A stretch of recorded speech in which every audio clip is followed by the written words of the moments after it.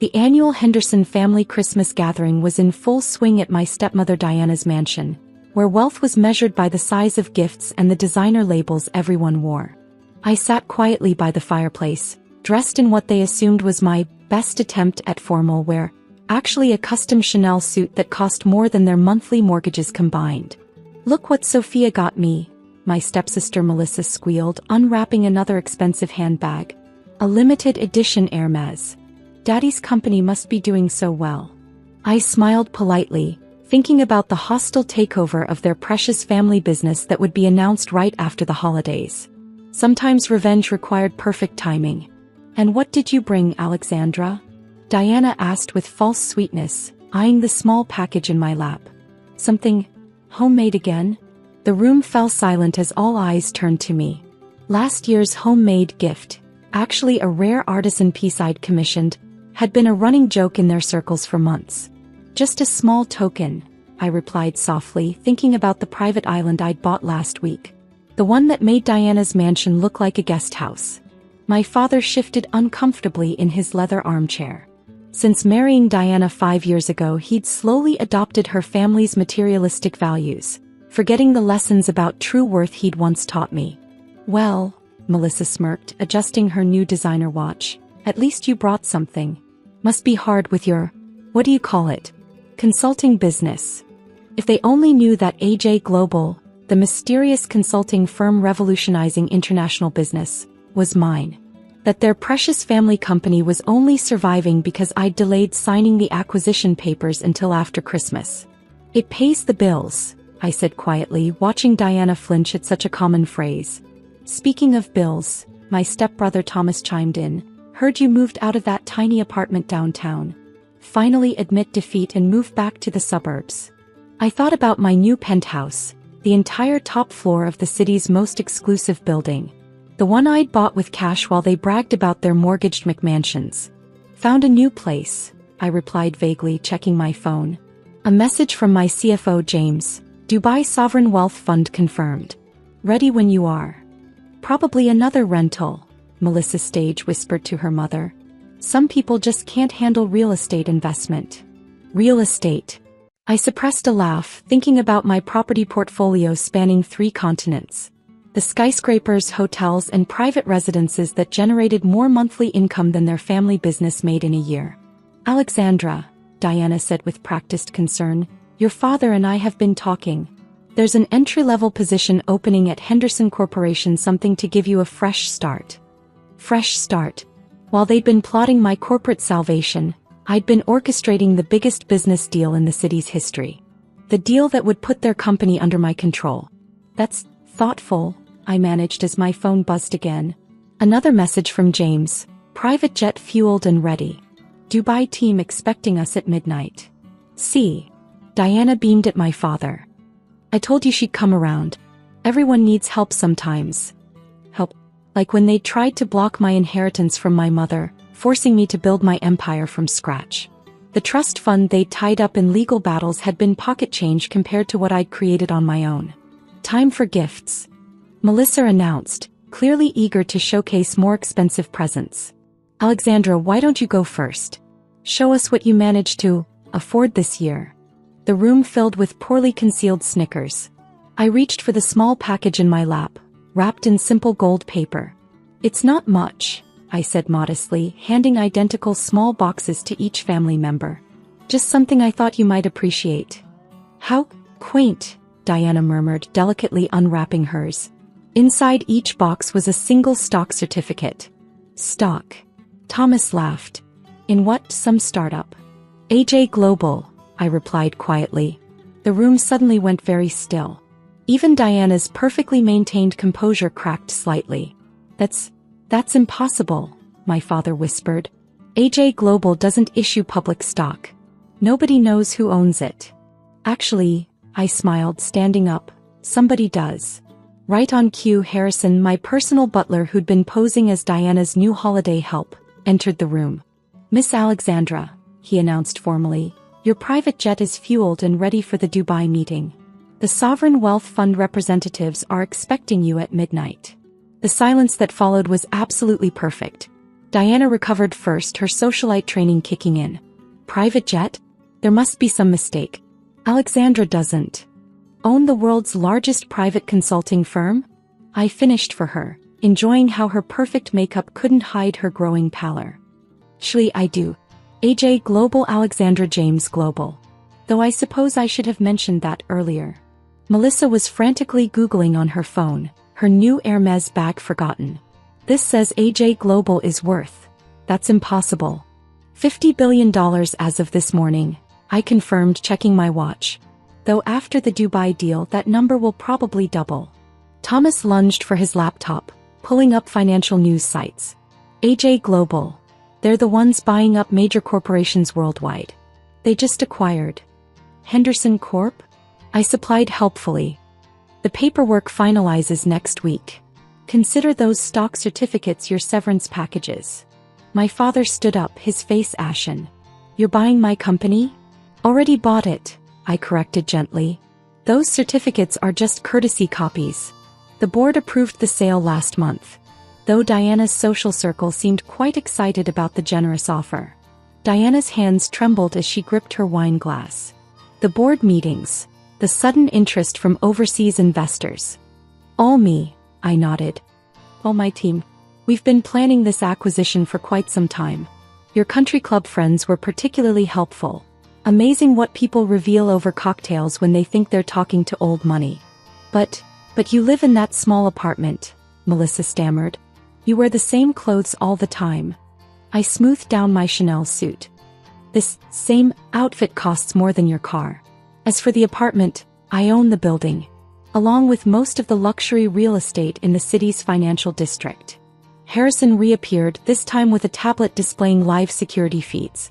Miss, the Dubai team is asking about the Henderson Corp integration timeline. And the interior designers need approval for the new corporate headquarters redesign.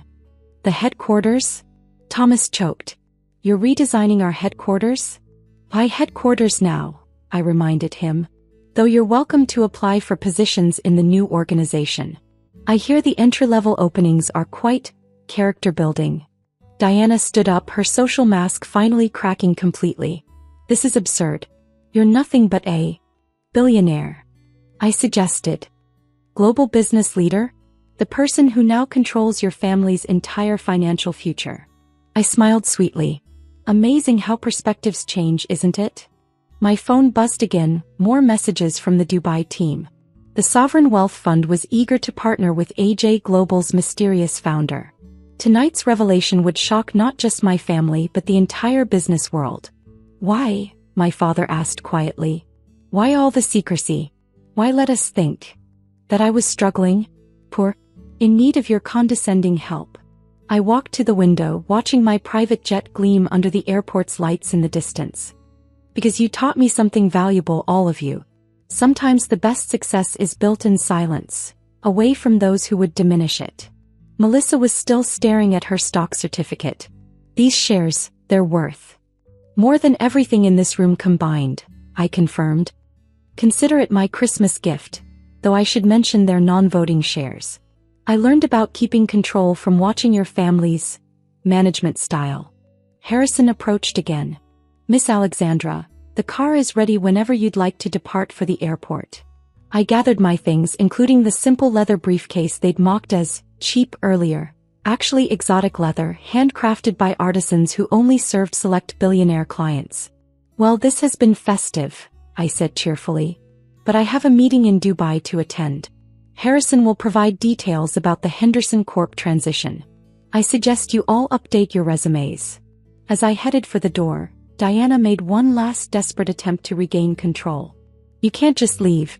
It's Christmas Eve. We're family. I turned back slowly, savoring the moment. Family? Like when you contested my mother's will. When you tried to force me into that suitable corporate job. When you told everyone I was having a mental breakdown for starting my own business. We were trying to help, my father protested weakly. Help? I laughed softly. By belittling every achievement? By mocking my little consulting work at every family gathering? That kind of help. Thomas stepped forward, his banker's mind finally catching up. The market analysis reports. The strategic recommendations that saved Henderson Corp last year. That was AJ Global? Actually, that was just me, I corrected him. A personal project, you might say. I wanted to see if your management team could implement basic business strategy. The results were enlightening. My phone buzzed again, the Dubai team sending updated contracts. The deal we were about to sign would reshape global finance, though my family was still struggling to reshape their understanding of me. But your apartment. Melissa was still stuck on appearances. Your clothes, your lifestyle. You mean my penthouse that takes up the entire top floor of the Aurora building? The custom-designed wardrobe that costs more than this house? The lifestyle that includes private islands and a fleet of jets. I smiled. Amazing what you can hide when people are too busy judging surfaces to look deeper. Harrison appeared with another update. Miss Alexandra, the Dubai Sovereign Wealth Fund chairman, is asking if you'd like to have dinner with his family next week. Apparently, his daughter is a fan of your economic theories. Pie what? Diana sputtered. Oh right, I said innocently. Did I forget to mention the books? Those economic papers published under A.J. Morgan that revolutionized modern finance theory? The ones Thomas kept quoting at board meetings trying to sound intelligent. Thomas collapsed onto the nearest chair, his face a mixture of horror and humiliation. The acquisition papers will be delivered tomorrow, I continued, checking my watch. Consider it my Christmas present to Henderson Corp, saving it from your spectacular mismanagement. You planned this, my father realized. All of it. The timing, the revelation. Of course, I agreed. Though you made it remarkably easy. So focused on appearances, on status, on your narrow definition of success that you never noticed the empire being built right under your noses. I reached into my cheap briefcase and pulled out a folder. Here's a preview of tomorrow's Financial Times. I thought you might want to be prepared. Diana grabbed the paper, her hands shaking as she read the headline. AJ Global founder revealed. Alexandra James takes center stage in historic Dubai deal. The media will be here by morning, I advised them. I've arranged for a crisis management team to help you handle the attention. Consider it a final act of family courtesy. Melissa was still clutching her stock certificate like a lifeline. These shares, we could sell them. You could, I nodded. Though I should mention they have a 5-year lockup period. I learned about controlling assets from watching your mother manage her social circle. Harrison appeared one final time. Miss Alexandra, the car is ready. As I walked toward the door, my father made one last attempt. Princess, he said, using my childhood nickname for the first time in years. We can talk about this. Work something out. I paused, remembering all the times I'd wanted his approval, his understanding, his support. We had years to talk, Dad. Years when you chose their values over our relationship. Now we'll talk through our respective legal teams. The drive to the airport was quiet, the city's Christmas lights twinkling like stars. My phone kept buzzing with messages from family members, ranging from threats to pleading to attempted negotiations. Shall I have the team respond? Harrison asked. No need, I replied, watching my jet come into view. They'll learn about professional communication when the acquisition teams arrive tomorrow.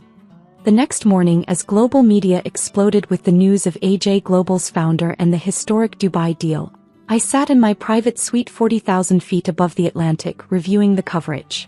My phone showed missed calls from every family member, along with desperate messages from Henderson Corp executives suddenly realizing who they'd been dismissing all these years.